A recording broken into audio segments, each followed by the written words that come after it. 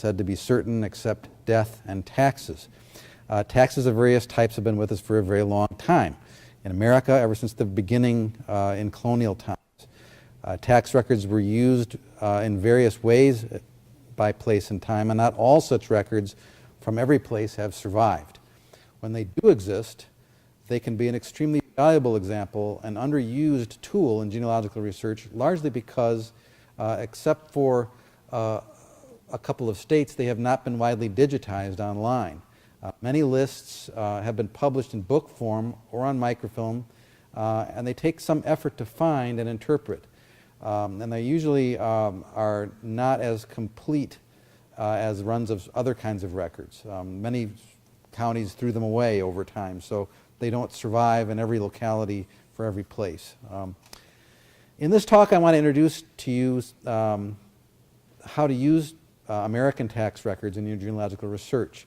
The most important thing I hope you'll take away from this is that while tax records can be valuable as a census substitute, they are not at all like census records. They are not always uniform for a particular time and place as census records are. They do not necessarily record the same people that one may find on a census record for a particular place. They can be valuable, however, for documenting people in between the census years, which is important. And they can be especially useful in counties where other records, such as deeds or probate records, have been burned. So because tax records are considered an original source of information or a primary source, they have a great value to us in genealogical research, and they are worth the effort it takes to find them. I want to accomplish a couple of things in tonight's talk. First, I want to give you an overview of the different kinds of tax records that are out there and how they can benefit you in your research. Second, I want to provide some illustrations of these different types of records. And finally, I want to show a couple of case studies at the end where I have used tax records to maximize my own research, and hopefully will inspire you to use them in your research. As we begin, I want to mention a very good book that it's on your bibliography that I highly recommend on this topic. It's by Carol, Cooke, Darrow, and Susan Winchester, and it's called The Genealogist's Guide to Researching Tax Records. It was published by Heritage Books in 2007. You will see, as I say, on your handout, most of the types of tax records that I'm going to discuss today are explained in more detail in this book. While most of the examples in this talk come from my own research, some of the research strategies I'm going to talk about were actually laid out in more detail in this book. So I highly recommend it. Even though it was published in 2007, still a really good book, still very current. Okay, there are many different kinds of tax records that have been collected over the centuries, but for our purposes, we will focus on 5 main categories. They include, number 1, land taxes, or taxes on real property; personal property taxes, which may include taxes on slaves or livestock or carriages, personal items, and even luxury goods; 3, estate or probate taxes, which were collected at the time a probate was filed; 4, federal taxes; and then 5, other, which is sort of a broad category, which might include church taxes or tithes, which we find in the southern colonial states; license fees that were paid; and even road work orders where people had to tax themselves in order to build roads. So we'll talk about some of those examples. There are a lot of challenges for using tax records. Number 1, they may be difficult to locate and access. More and more of them are coming out digitally on Familysearch, but there's still a lot of them out there that have not been filmed or digitized. They can be challenging to interpret, and they're not uniform, as I said, like census records are in a given year. They can be difficult to read. The handwriting can be hard. Columns may not be clearly identified, so it can be hard to tell what exactly is being taxed. They can be time-consuming to get their full value. You really don't want to look at tax records in isolation, like one tax record here, one tax record there. If a series of tax records exist for a given time period, you need to look at all of them year by year by year to gain their most value out of them. And we'll show some examples of that. The benefits, they can give evidence of a local connection at a specific time and place. And when we're looking for ancestors, we want to look for examples of them being tied to a particular time and place. They can attract track movement from one place to another. So if an ancestor of yours appears suddenly in a tax record and disappears from another tax record at the same time, it can be proof that they were moving from one place to another. They can establish a date of first residence in a county, especially helpful in between census years. They can confirm land ownership. If your ancestor appears on a land tax list, then it probably goes to show that he owned land, and therefore there may be deeds. They may document landless records of landless persons through personal property tax lists. So if your ancestor did not appear in the deeds, but you think still lived in a place, may have been a tenant farmer that was working for somebody else, but if he owned a horse or he had enough personal property, he may appear on a personal property tax list, so it may capture some lower rungs of the social ladder of people that may not show up in other types of records. They can help us differentiate between two or more people of the same name living in the same place. And there are all kinds of examples of in tax lists of people being nicknamed, or I have seen a county in Virginia where some of my relatives came from, and the tax enumerator put parentheses after the names of their father, so to distinguish one John from another John, Simon's son John versus William's son John. So that can be helpful, and it might give you clues of how to distinguish people. It can provide indirect clues about age. Depending on the tax laws of the time, some people, when they attained a certain age, like age 70 or so, they were exempt from paying taxes. So you may find someone who goes year by year by year in the tax records, and all of a sudden you'll see their name with the words exempt after their name, and that may be a clue that they were aging out and not having to pay taxes anymore, so it may give you a clue that this is an older person. Similarly, if you have to look at the tax laws again, but you might find that depending on the law, may start taxing white males at age 16 or age 18 or age 21, depending on the place. But if you know the laws that existed on the books of the place that you're studying, it might give you an idea of when an ancestor was of a certain age, like 16 or 18, so that he first appears on a tax record. Now, I've seen tax lists where I know for a fact someone was living there and they weren't recorded even though they were of age to be taxed. So you can't always go by that, but it's one piece of evidence. It can establish a year of ancestor's death, especially when there is may not be a probate record. So if your ancestor died and then the next year on the land tax it says John Watkins estate rather than John Watkins, then you know that he's dead. Or if his widow starts to appear on the personal property tax lists, when he disappears from them, you get an idea of that he had died and his widow now appears. So you can get some clues about not only a spouse name, but also when someone died. They can help you determine the wealth of an ancestor if you're relative to other people in the neighborhood. So if he was taxed on a certain amount of land or was assessed a certain amount of tax, you can then go down the list and compare the tax he was paying to his neighbors and get some idea of how well off he was compared to his neighbors. You can get clues about other types of records, as I mentioned, deeds and wills that might be around depending on the tax list. Though I wouldn't go to tax lists first. I would go to other types of records first and then go to the tax lists. They can be valuable as census substitutes, especially where there are losses of records. There may be counties, especially in 1790, 1800, 1810, where the counties in a particular state are lost. There may be tax lists that will help you replace the lost census. So we need to develop a research strategy for looking at tax lists, since they are not at all alike in all places. Having a strategy or a research methodology in place will help you get every bit of information you can out of the tax rolls that you examine. The first essential strategy is to search out all other relevant documents about the family or person you are studying in the tax records. So you want to look at wills, you want to look at deeds, you want to look at secondary histories, military records, pension records, census records, if they exist for the place.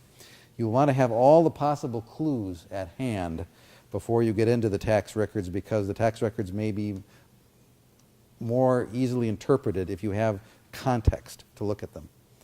In some places, there may not be a lot of other sources. The courthouse may have burned, for example, or you may be looking at a colonial era when there were no census records at all. Still, if you can, becoming fully aware of all of the other sources for the place and the person will help keep the facts that you find in the census records better organized and allow you to better interpret them. If you were sorting John Smiths, for example, in Montgomery County, Tennessee in the 1830s and 1840s, it sure would be helpful to have all the census records at hand for all the John Smiths that are there. And if there are deeds for those folks, you want to know, look at those, because maybe one John Smith was in one district and another John Smith was in a different district. So that will help you sort them. Know the geography of the place you're studying, because that can be also very critical. There may be different tax districts within a certain county, and so you want to know what those districts are if possible, if there are geographical maps that show those. If a county was created out of another county, like Clark County was created out of Champaign County, Ohio in 1818, and you are researching the records of Clark, it will be important to know that 1818 is the watershed date for the parent county, so you'll know to go back to the earlier county when the county was created. Books such as the Handy Book for Genealogists, which we have out at the reference desk, can be a great tool for looking at the progression of counties to know what county was created out of another. If a new county was created out of more than one county before, then you'll need to look at maybe multiple counties that were parent counties of the county you want. You need to be aware, too, of the tax laws, and no, you don't have to become an accountant or a lawyer to do that, but just have a basic knowledge of what were the tax laws for the place that you're studying. Were white males with personal property taxed 18 or 16 or 21? Did they come off the rolls at a particular age or only at death? Who was exempt from paying taxes? Were women, free blacks, and Indians taxed? These are important questions. In some cases, you may need to become sort of an expert on the historical tax law of the place that you're studying, and you might need to go on Google and look for Google books. A lot of law books have been put online now, so if you're studying Virginia, you're studying Ohio, you really want to look at what the tax laws were if you can find it. There may be some guidebooks out there too that will talk about that and make it easier for you, but there are a lot of legal statute books that are out there online. In colonial New England, for example, a head of household submitted to the town a list of real and personal property that he owned, and the assessor would then view the land and the livestock and assess the value and collect the tax. Those that couldn't pay then were listed as defaulters. In 1771, people were taxed not only on the amount of land, but also on what land was expected to produce. So they weren't taxed not necessarily on what had been produced, but what they were expected to produce, since the colony based its tax rates on the ability of a piece of land to produce. So that's kind of an interesting caveat if you're studying New England. There were taxes levied on tons of hay and whether it was produced on upland or on salt marsh. They were taxed on the number of cattle in a pasture that a pasture would keep and the number of barrels of cider produced. So the detailed records were kept of all livestock in New England. In some colonies, such as Maryland and South Carolina, landowners had to submit information about the number of acres owned and how they had come into the possession of the land.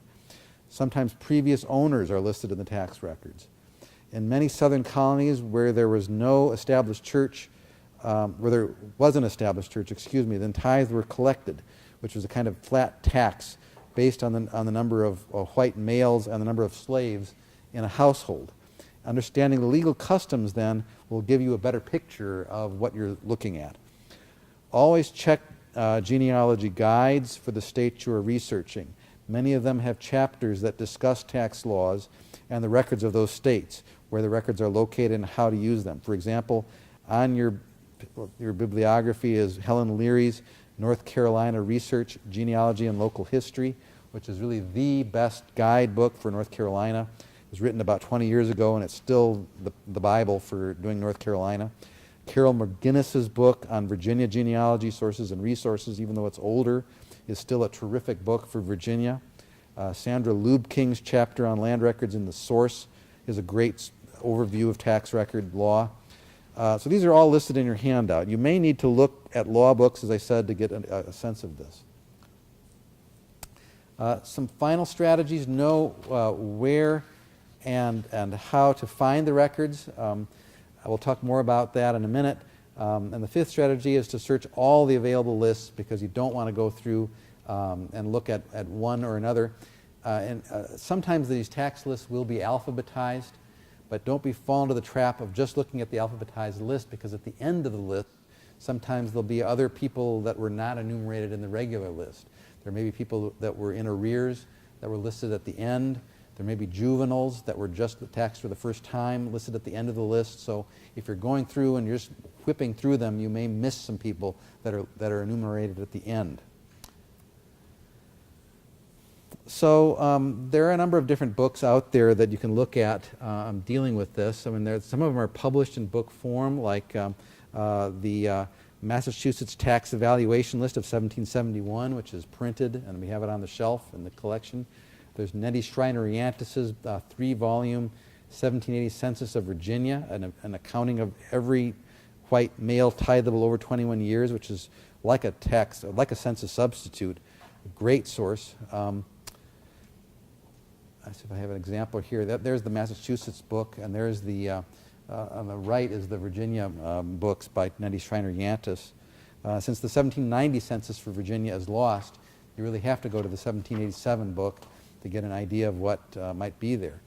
Both of these books are frozen in time, and they look at a single year, not at a progression of years. And they are derivative rather than direct, because they are taken from the original lists. So you always want to go to the original lists if you can find them. There may be more context in the original list than what you'll find in a printed book.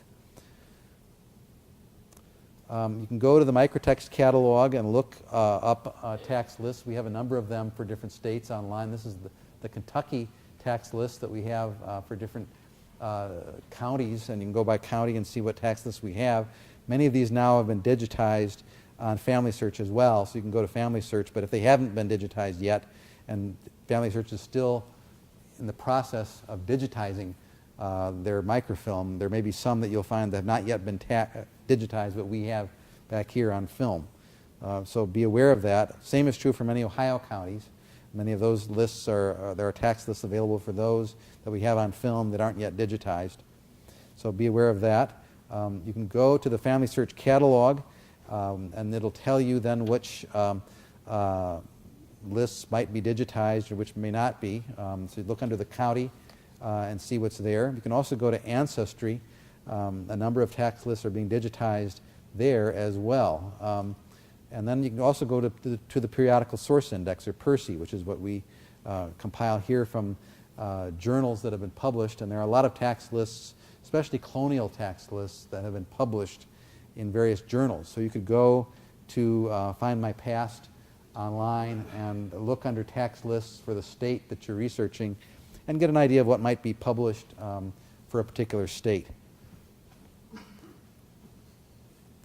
If you still can't find what you need, you may have to go to the facility, the county courthouse in the county of your interest. And the county clerk may have some tax books that haven't been filmed or digitized. Sometimes they're kept up in attics or down in the basements. I've heard of people going down to the basements and finding them stacked in restrooms, places like that. They've never been digitized. I went to LaGrange County and actually went up into the attic where they have a room fitted up there with lots of records. So they may not be something that are on the main shelf of the county clerk's office, but they may be there. It may require some digging to find them. Or they may be destroyed, and a lot of counties have gotten rid of them thinking that they're not particularly valuable, which is too bad. So it's a hit and miss kind of situation. There are a number of tax inventories and guides that have been published for different places. So you might want to look and see what's available for your particular place. In Indiana, during the 1940s, the WPA created a number of volumes of inventories and guides for every county in the state, and they went through the courthouses and inventoried everything that was there. And so you can find, if you're dealing with an Indiana county, you can find the WPA guide and see what was there in 1941 when this was published. However, be aware that many of the books that were on the shelf in 1941 may not be there today. But it's still helpful to see what might be there. We're now going to turn to some of the research strategies for looking at specific types of tax records. Land taxes represent some of the oldest forms of taxes in America. Acreage and dwellings were taxed at the town level in early New England, where people living in close proximity were carefully rated and accounted. Because of this, these were chartered by corporations, not proprietors or the Crown, and taxes were nearly always local. According to Darrow and Winchester, tax assessors in Massachusetts and Connecticut rated the land on its use, quality, location, and position. Land on a salt marsh, for example, was not rated as highly as prime agricultural land used for growing crops or pasture. The state taxed potential productivity rather than size. So that's also an important factor to gauge the wealth of your ancestor. If your ancestor owned salt marsh, he's not going to be taxed nearly as highly as the guy who had better land. Sometimes the published lists can be limited and disappointing. In this example from the town of Weston in 1760, we see a combined list with columns for the value of personal estate and real estate, with taxable districts divided into north side and south side. So for this town, all of the extant tax lists from 1757 to 1827 were collected and published in a single volume, which allows you to compare the data over time. In this example from Providence, Rhode Island in 1798, we see a more detailed record of both tenants and landowners. The name on the far left column is the owner of the property, and the name after a Roman numeral, we see a description of the property, a house, barn, or wharf. And then we see in the second column the name of the tenant, or the name of someone who had an association with the property, such as a tenant, designated by a T. Could be the house owner, wharf owner, shop owner, which may be different than the landowner. So someone could have built a tavern on a particular piece of property owned by somebody else, and then they would be taxed on their tavern, but not on the land. Colonial states, and they were proprietary colonies. Maryland, Pennsylvania, New Jersey, and the Carolinas. The proprietors and their families obtained grants from the king for their colonies and then re-granted the land to settlers. Landowners then paid a yearly quit rent to the proprietor based on their land. But these were abolished by the Revolutionary War. So in colonial Virginia, landowners paid a yearly quit rent of 2 shillings per 100 acres owned. And this, again, is an idea of what you can find on some of these. There were, the first one, I think, that survives is 1704 for Virginia. But there were various lists like these that were published for Virginia, North Carolina, South Carolina, and Maryland. This is a list of people in arrears in Albemarle County, North Carolina, for the years 1729 to 1732. So if you didn't pay, then you were listed as being in arrears. The records are arranged by precinct.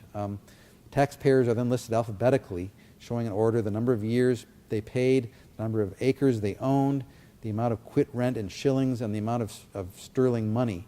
And sometimes you'll find people who have died, but they continue to appear on the tax lists later as being in arrears.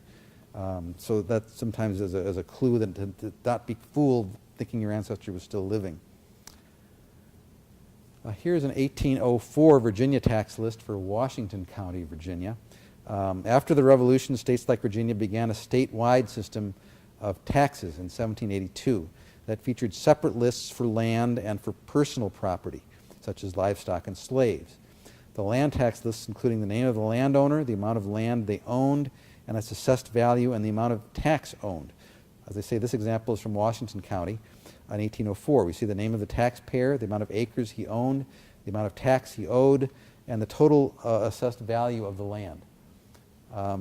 Really valuable because Virginia, as we know, lost 1790, 1800, and for some counties 1810, but definitely almost all of 1800 and all of 1790. So the tax records are really the go-to record for that time period. Beginning in 1814, assessors began to add descriptions of the land, its distance from the courthouse, and for new property for whom the land was purchased.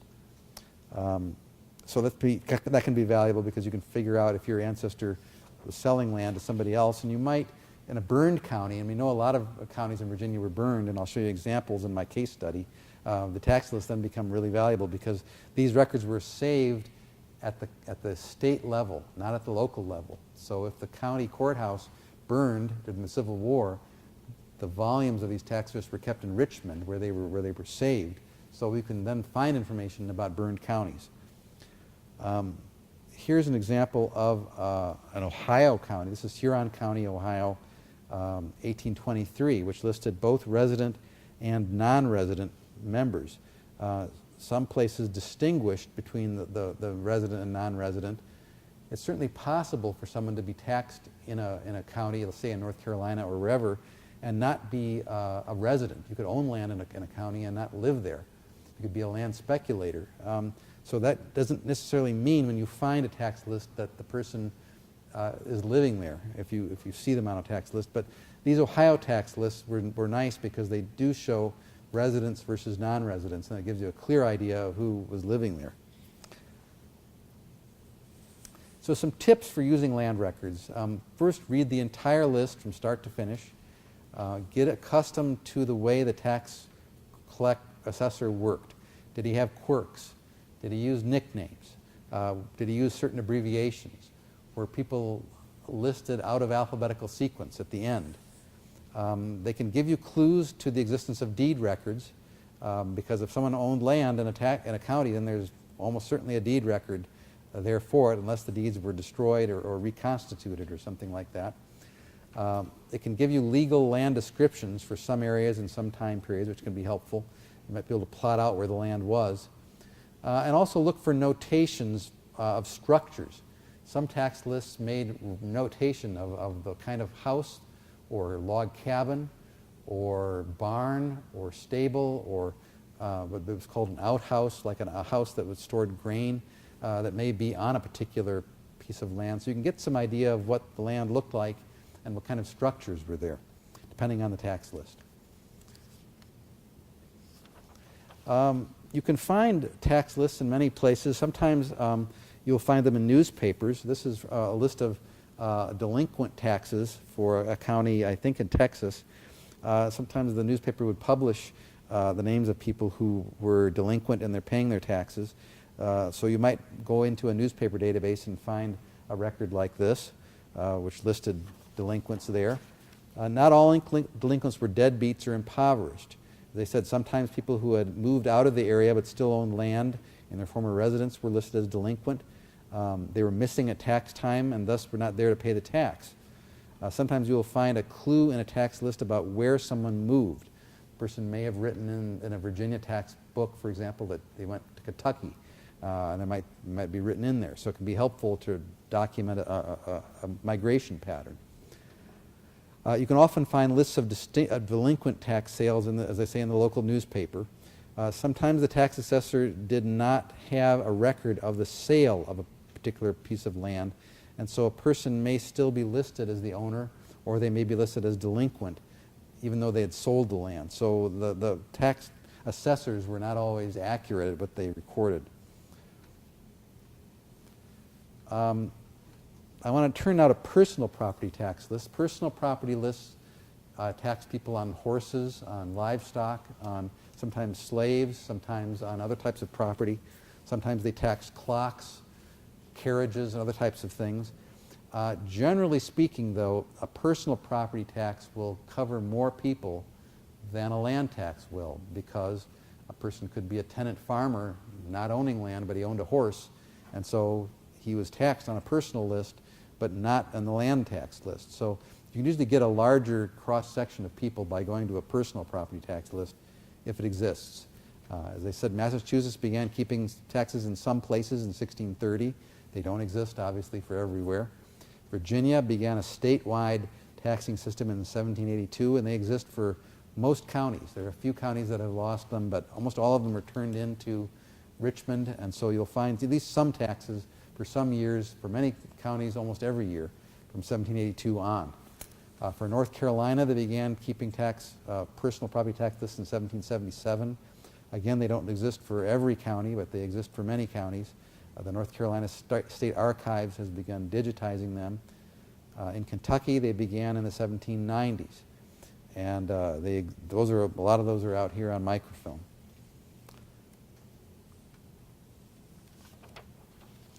Here's an example from a combined tax list from Weston, Massachusetts. Again, hard to read, but you can sort of see that there are lists there. That's a combined list of personal and land tax lists. It has 2 columns with 2 values, but overall it is not very detailed or informative. This is a published version, of course, of what was probably originally a handwritten list. Just to show you as an example. Here's an example of a published list from Kentucky. This was from Franklin County, Kentucky, and again, it's not an original list, but a printed version. Here we see more information. There's a column for white males above 21, another column for white males aged 16 to 20, and a third column for blacks, presumably slaves, and a column for horses and mules, another column for cattle, another column for water courses for mills, and a final column for listing the total number of acres. Some personal property tax lists contain even more varied information about various household items that were being taxed. So you can get sort of an idea about an age of an ancestor if he was grouped in the 16 to 20 period versus the over 21 period. So that can be helpful. It's nice to find these ones that are published. You can easily go through the indexes and see if a particular ancestor shows up in a particular place. But always go to the original lists if they're available and go year by year because you'll get more information that way. So I use them just as a jumping off point to other types of records. Let's talk about the third kind of records, which are estate tax records, which are the kind of taxes that were collected at the time someone died and the heirs then had to pay a tax. Very few of these have been published. This is an inheritance tax list from New Jersey from 1912 that the Cooke and Darrow in their book use as an example. And it shows the people, the name of the person subject to the tax and their relationship to the person who died. The person who died is in the left-hand column. So we have Josephine Cadmus, and we have all of the heirs who are subject to paying the tax for estate. Then we see exactly their relationship, which can be helpful. So she was an aunt of someone, so this is her nephew, the niece of the husband, the son of the stepson, and so on, all listed there. So it can be helpful when these exist. Not many of them are around. This is another state example this one's from our own Allen County from 1915, and this was published by ACGSI, and it shows the name of the deceased and the people who were paying the tax, the year of the tax, the case number, and the relationship. So helpful when they exist. Not a lot of them exist, or not a lot of them have been published. Federal tax is another type of record that you will begin to see. And sometimes these were collected during the first one in 1789. Congress gave, the new Constitution gave Congress the authority to levy taxes. There were a lot of people in Pennsylvania that objected to that, and the Whiskey Rebellion was launched in the early 1790s to resist that. However, in 1798, there was a federal direct tax that was imposed across the nation, citing everybody and gauging land. Unfortunately, many lists have been lost. However, the Pennsylvania lists survive, and I'll show you an example of that in a minute. A few fragments exist for Connecticut and for Massachusetts and Maine. And for New Hampshire, there are a few fragments. In New Jersey, there are a few fragments from Morris, Monmouth, Salem, and Burlington counties. And for New York, there are a couple of fragments from Orange and Ulster counties. And for Rhode Island, there are some partial lists for some towns. But that still leaves a lot that's lost. Virginia's lost. A lot of other states are lost. But Pennsylvania's survive intact. There was a direct tax also that was levied in 1861 during the Civil War. And another federal income tax that was levied between 1862 and 1872. And some of these records have been digitized on Ancestry. They're not all that informative, unfortunately, but they will A lot of people were exempt from paying them because they didn't make enough money. But if your ancestor you think was prosperous enough and made some money, they might show up on some of these taxes. So they're worth looking at. Here's an example of the federal direct tax of 1798 from Pennsylvania. And you will find the name of the person, or the owner of the property. You'll see in the next column the dwelling, size of the dwelling, so very small dwellings these people had. And there'll be a description. And then there's the quantity of land that they owned. And sometimes there'll be also descriptions of other outbuildings on the land. And they'll also list the adjoining neighbors, in this case, who own land or property adjoining that person. So that can be very helpful. It can help you reconstruct a whole neighborhood. All of these have been digitized, and they're all on Ancestry. So you go into the card catalog on Ancestry and type Federal Direct Tax 1798 Pennsylvania, and you'll come up with these. They're all fully indexed. So if you've got Pennsylvania people there in that time period, it's definitely worth a look. And they're often overlooked, which is too bad. The federal income taxes for Indiana have been digitized between the years 1862 and 1872. So there's my ancestor Ross Beatty there up in Kosciuszko County, and he's getting taxed. And it gives his occupation, it shows the amount of tax he's paying. Not that informative. I mean, it really doesn't give me any description of his outbuildings or anything that he had. It just shows he's in District 10 and shows what he's paying in taxes. It gives you some idea of where he fits economically with his neighbors, which can be helpful. Here's Sam Hanna's tax. You know, all know Sam Hanna, who was a big landowner in Fort Wayne, and he's taxed a number of different times. He's taxed on carriages. He's taxed on a number of other things. So silver plate. And so he has quite a large tax haul to pay because he's very wealthy. So you get some idea of a person's value, of their personal economics from these records. Tithe records are another type of example that we find in a sort of odds and ends category. And these were kept in the colonial period. They were lists of people who owed money for the support of the established church. In Virginia and in North Carolina and South Carolina, there were established churches, also in parts of New York and New Jersey, also in Maryland, and also in Georgia. And so there were tithes were religious taxes that were paid to support the Church of England. The money was collected and managed by vestries, or the governing bodies of these churches, to build and maintain new churches, to pay ministers' salaries, to distribute money to the poor, and to bury paupers. So Massachusetts established the Congregational Church as its official church in 1660 and required taxes to support its church. After the Revolutionary War, however, taxes were levied. Some taxes were still levied in some places to support churches, but after the adoption of the Bill of Rights and the First Amendment, then all these taxes were disappeared. So you see the complete ending of tithe records. But they're very valuable for the colonial period. So surviving lists of tithables are few. Many have not survived. Those that do survive usually are maintained at the county level, sometimes with taxpayers organized by districts. The definition of what was considered a tithable varied from colony to colony. In Virginia, for which the number of these lists have survived, they begin about 1705, and all men 16 and older were considered tithable. Slave holders had to pay additional tithes for slaves that they owned above age 16, though the slaves were not named. The lists often were made in June of a given year, and the tithes were collected, and then returns were made to the court in August. So you sort of get a summertime view of the people. The tax collector sometimes made additional remarks, such as in this example from 1749 in Fairfield County, Virginia. I think that's a different one. Where sometimes you will see, I guess I haven't included this one. This is included in the Loudoun records. These have been published as part of a 3-volume set for Loudoun County. You note there were separate columns that included whites and blacks. Women, if they were heads of household, were not taxed but still appeared on the list. In Virginia, these tithable records predate the keeping of real and personal property tax lists for the 1780s, so they can be extremely useful in the pre-census period of time and the period of time when we're trying to get people back before the Revolutionary War, you really have to go to the tithe list if they survive.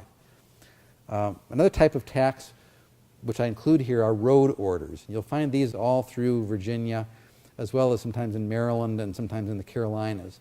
As people expanded inland, there were a need for new roads to be built so that people growing crops, tobacco, and so forth could access roads to get the product to market. And heads of households were expected to supply workers to build these road projects. So you get into the court records, you will find the court mandating so-and-so to be the head of the road team, and then they would appoint local people in that area to build the road or to send slaves to build the road for a particular county. And so these can be a kind of tax because they were paying for their time to help build these roads. So they can be great for documenting a particular neighborhood in a colonial period at the time these roads were built. And sometimes you can get names from a team of workers on a particular road that might be related, and so you can get some clues of who might be brothers or something like that. Licenses were another type of record that were a kind of tax that were kept. You had to pay a license for a license when you were operating a tavern, kind of like a liquor license, or if you had a ferry, or if you wanted to become a peddler of goods on the streets, or if you were an auctioneer, or if you wanted to distill spirits, a license was required to be paid. And so often these records would be kept as separate documents like this, or they might be entered into the court minutes of a time that so-and-so was paying a certain fee for a particular license. So that was another kind of tax that exists. They come in many different forms. This is a published version of the Warren County, Kentucky license book for horses, jacks, which are male donkeys, bulls, merchants and taverns. They taxed coffee houses and playing cards. They taxed patent medicines and billiard tables. Insurance agents were taxed. Circuses were taxed. Clocks and peddlers were taxed. So it's kind of interesting that you'll find some of the odds and ends that were taxed in personal property tax lists like this. I can give you a picture of an ancestor if he had an unusual occupation. So I want to turn now to a case study of my own family, and I'll show you how I use tax records to solve this problem. And this is a particular problem that I encountered years ago. In my own family, there were cousins that married. My great-great-grandparents, Presley and Mary Mills Vick, had a son, William Pendleton Vick, who was a brother of my great-grandmother, and he married a woman named Elma Gertrude Oakes. And I have a cousin who's their daughter down in Kentucky, and she said that she was always told that her parents were third cousins of each other. It was certain the folklore, the family tradition. So was this true? And so I constructed a family tree where it could possibly work, because there were people, the family goes back to an Oakes with a woman named Catherine, and it goes back to a Mills with a woman named Elizabeth. Were they cooks? And so we go then and look at our records. We want to survey all the other available records. We want to know the geography of the place. We want to know the tax laws. We want to know what tax records were existing, and we want to read the list thoroughly. Well, in our case, Kentucky atlases show the Mills family came from King and Queen County, Virginia, to Kentucky in 1815. And King and Queen was largely a burned county. It has had a couple of fires, one in the mid, like 1830s, and then during the Civil War, the Union troops came in and burned it again. So there's very little around. Land and personal property tax lists from Virginia begin in 1782. And remember I said they were sent to Richmond. They weren't kept at the local level. So even though the courthouse burned, the tax list survived. So we can look at the digitized tax lists online from Ancestry and get an idea about the family. So the tradition is that their family name was Cooke. But first we look at the map of King and Queen County. We see it there sort of lodged in between King William County and Gloucester County and Middlesex County and Essex County, Hanover County. It's a long, narrow county. And we know there's two different tax districts. There's St. Stephen's Parish and there's Stratton Major Parish. So we want to, when we get into the tax list, we're going to want to distinguish between those two, because the tax lists, they kept two different sets of tax records, one for one parish, one for the other parish. And so I want to know which of those parishes my people lived in. Turns out they lived in Stratton Major. But it's not clear from the beginning. So we look at these tax lists, and we find this first tax list. It's hard to read on here. Apologies for that. But there's a list for John Cooke's estate. It says John Cooke's EST, and it has a tax list. And then and there were notes. Remember in 1814 I said that in Virginia they began to make notations if land was sold and to whom it was sold. So we find a notation there saying Eliza Cooke, William Richardson and wife, Thomas Oakes and wife, and John Mills and wife sell the property from the John Cooke estate. And the person buying it was, I think, someone named Cardwell, who lived near them. And so there's a wonderful record from a tax list from a county that has no wills, no deeds, nothing survives. But by that one little snippet of information that was recorded on a tax list, I was able to begin to reconstruct this family. That Elizabeth is the mother, John Cooke is the deceased father, and that there were at least 3 daughters, and I don't know the daughters' names, but I at least know their husbands. And going back to the genealogy chart that I have in Oakes and Mills, I'm pretty confident that's the family because all the data comes together. So then I begin starting with the beginning information. There's the blow-up of it. Is this right? Yes, it is right, but we don't want to jump to that conclusion before we look at all the information gleaned from the tax list so we can make sure that we're right. And we really want to look at all the tax lists during the period of time from 1782 to 1814.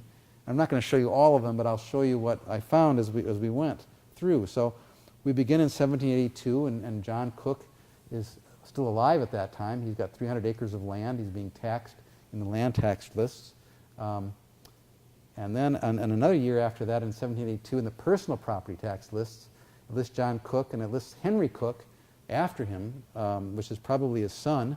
So I have a son's name there that I didn't have before, and it lists a number of slaves, and it gives the slaves' names by specific name. And they only did this for a few years in the 1780s, where they listed the actual names of the slaves that were owned. So we have George and Sarah and Pat and Molly and several others that are listed there, which is great if you're an African American trying to research someone in a particular county. Those slave names are really gold. It's hard information to find. In 1783, we have the personal property tax lists, and by this time, the names of the slaves are gone, but we still see John Cooke listed there. In 1784, he's listed, and again the names of the slaves come back. There they are listed again. In 1785, there's only 3 slaves there, but you can compare them from year to year. And then we go to 1787, and now we see the John Cooke estate listed. So in 86 or 85 is John Cooke. He's alive. I don't think there is an 86 list that survives. 87, John Cooke estate. So what do I know from this information? That he's dead.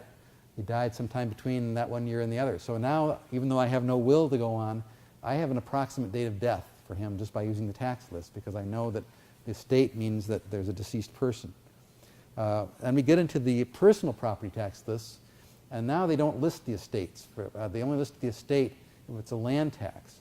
But in the personal property tax list, we have a widow now, Elizabeth Cooke, and she's not listed specifically as the widow, but we know from the context of that earlier record that she is John's widow. She pops up for the first time on a tax list, and so we can follow her now through the records. So we find her in 88, she's listed there, and now in the column next to her, there's a new white male tithe, a John Cooke, who is probably her son. He appears for the first time in 88. And according to the tax laws of King and Queen County, we know that 16-year-olds were taxed as white males for the first time. So we know pretty well that John Cooke is likely her son, and that he's likely 16 years old in 88 because that's his first appearance, or about 16 years old. It could be off, but that's a clue there that we're gaining from this, just from the tax list alone. Then in 89, he's gone. He's taxed on his own. So is Henry Cooke. So we see more information there, and we're going through these lists year by year. We're jumping forward, but we're showing that Elizabeth Cooke appears consistently all through these years up until 1814 when the land is sold. She appears in the personal property tax lists. And then she appears, and John Cooke estate appears on all of the land tax lists until 1814 when when the original land of 300 acres was finally sold away. So we have now a family we've reconstructed. We have a person who died roughly between 1785 and 87. The land he owned was sold in 1814. We know that Elizabeth is his widow, and she survives with the family until 1814 when they moved to Kentucky. She starts appearing on the Jessamine County tax lists in 1815, as does her sons-in-law Thomas Oakes and John Mills. And then John Cooke Jr., who first appears in 1788, died in 97 with his estate disappearing from the records. So we've reconstructed something here, so we can then put together a family.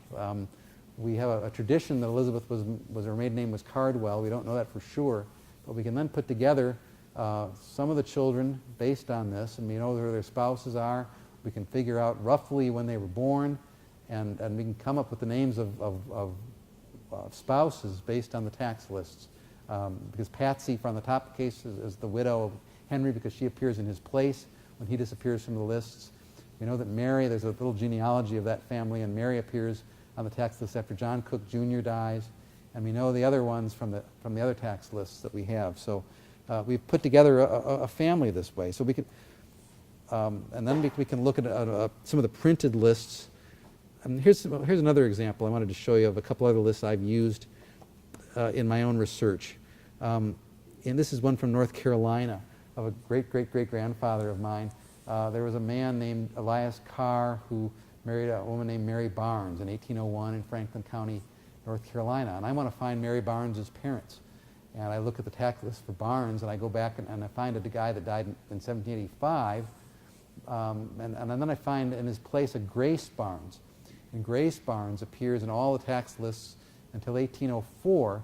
And I know you can't really see this too well, but where the red arrow is there's a tax list from 1804 where Elias Carr is listed, and this is 4G Barnes. Elias Carr, 4G Barnes. And that one list, it only appears in that single year, helps me link my Mary Barnes there to Grace Barnes because her husband is acting as agent for that single year for Grace Barnes, who then disappears from the tax list after that date. So looking at all the tax lists together and finding that one key list that gives me the names together is a gold mine. It opens up something that I wouldn't have found otherwise. Here's another example, another family of mine that I'll show you an example of how a widow can show up on a tax list. I have a series of tax lists for a man named Edward Neal. He's a fifth great-grandfather of mine, and he's in Logan County in 1798, 99, 1800, 1801, and for the last time in 1802. He has 200 acres of land on something called Terrapin Creek. And then all of a sudden he disappears in 1803, and instead there's a Sarah Neal that appears, and she doesn't have as much acreage as he had. He had 200, she has 120, but she's still on the same creek as he is, Terrapin Creek. The sons are still there. There's a Benjamin Neal and a Thomas Neal that are there that show up on the earlier lists. So I'm pretty certain that Sarah is the widow of Edward, and I've actually found a deed further back in Virginia that confirms that.